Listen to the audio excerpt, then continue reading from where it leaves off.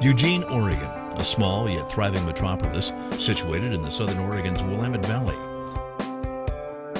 Nestled along the I-5 corridor and part of Lane County, Eugene boasts a population of about 150,000 citizens and is home to the University of Oregon.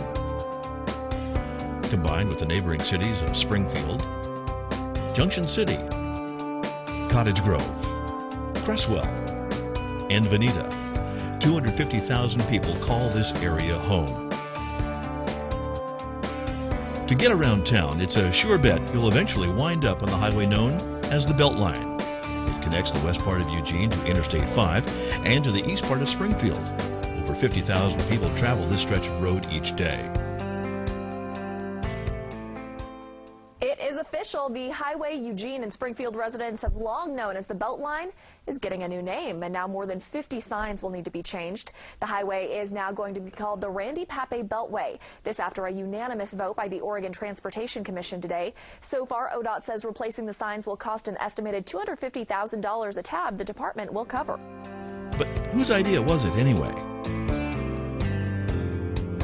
It was Governor Ted Kulongoski's idea to honor the late Randy Pape this way. Family spokesman Tim Clevenger says the Pape family was humbled and honored when they first learned about the governor's choice to rename the Beltline. Citizens were angry over the $250,000 cost to change the signs during troubling economic times. They're spending $250,000 to rename signs when there are potholes that need to be repaired, when there are people who are hungry, people who don't have jobs. There's a lot of other priorities that should be addressed as opposed to renaming our highway.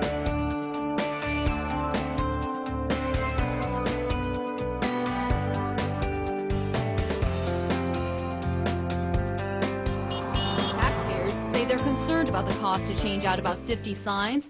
And I've always called it Beltline, but then when I learned about the cost, then I was kind of moved from just no way to like outrage. Another street that doesn't have a name or a bridge that doesn't have a name it after the man. They don't need to spend this kind of funds to rename a road. But while they're doing that, they're wasting $250,000 on a vanity project. I think it's ridiculous.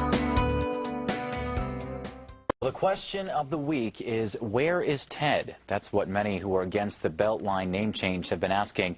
At another protest today, they say they want answers from the state's top politician. The governor still has not responded to anybody, any of us who have sent him letters, emails, phone calls. Kulongoski's been the key backer of the renaming of the highway to honor the late Randy Pape, but the decision turned controversial with thousands who have signed on against it on Facebook pages and in person. I wish he'd just quit sitting back and at least say something. He knows the sentiment is out there. Protesters say the sentiment initially came from cost. ODOT estimates $250,000 to replace about 50 Beltline signs. This isn't just taxpayers' money from Eugene, Springfield, and the rest of Lane County.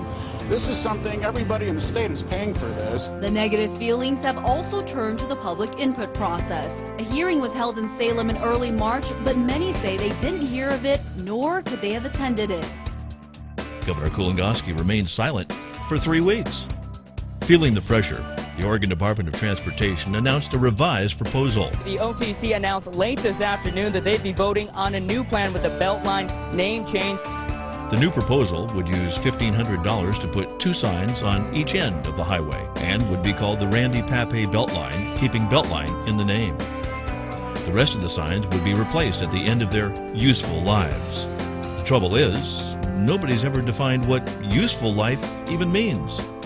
In addition, emails obtained through ODOT Public Record requests revealed that the new signs could cost as much as $500,000. Renaming the highway adds 10 extra letters, including the space, to the sign. Now, in some cases that's all right, but in other cases that's going to be larger signs and larger supports to hold those bigger signs. Most people around the state really could care less about Beltline in and of itself. However, the message that we want to resonate statewide is that this is a gross abuse of power, and this is just unacceptable. The commission came out with a proposal at first. I know the controversy. You asked me why I didn't say something to you. We were trying to negotiate this with about 3 different parties, and I had nothing to say until the fact. 3 different parties, none of them being the public. The family is happy with it. The Transportation Commission, I'm happy with the settlement. Randy's looking down on this, and he says, I'm glad it got resolved.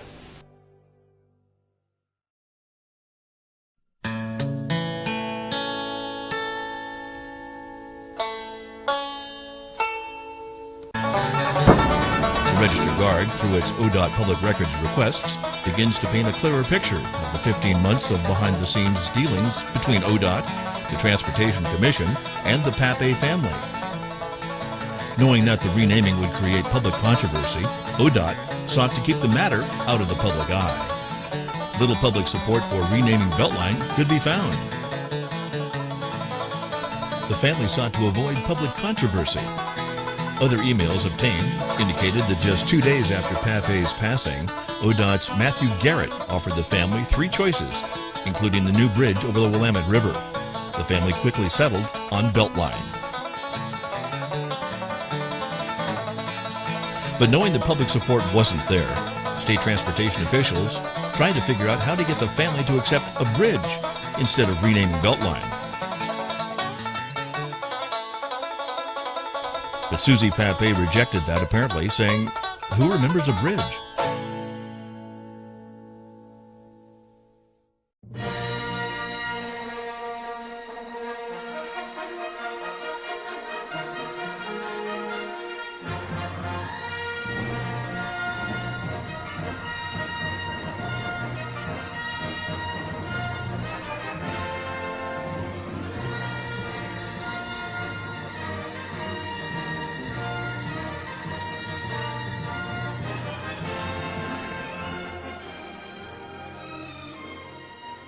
But they and members of the public worry if it's enough to persuade the OTC. I'm really of two minds about that. I honestly don't know. I sort of fear that they've got their minds made up. And up to this point, it kind of seems like it's been my way or the highway, no pun intended, of course. Changing the name of a well-established road is simply wrong, and it's an abuse of power. But I know many, many, many good community citizens. Their blood, sweat, and tears are just as important as Mr. Pape's. For the $1,500 to put 2 signs at either end can be spent elsewhere. Use the force, Luke. Do you think we'd be having this conversation if Randy Pape had paid the governor 50 cents instead of $50,000 over a 4-year period of time? That is insulting. Yeah, Brandy, it wasn't what the group against the renaming of the Beltline Highway wanted to hear. The OTC unanimously voted to uphold its prior decision. We pretty much expected that the commission would vote this way. The fix was in before we even showed up, so no surprises here.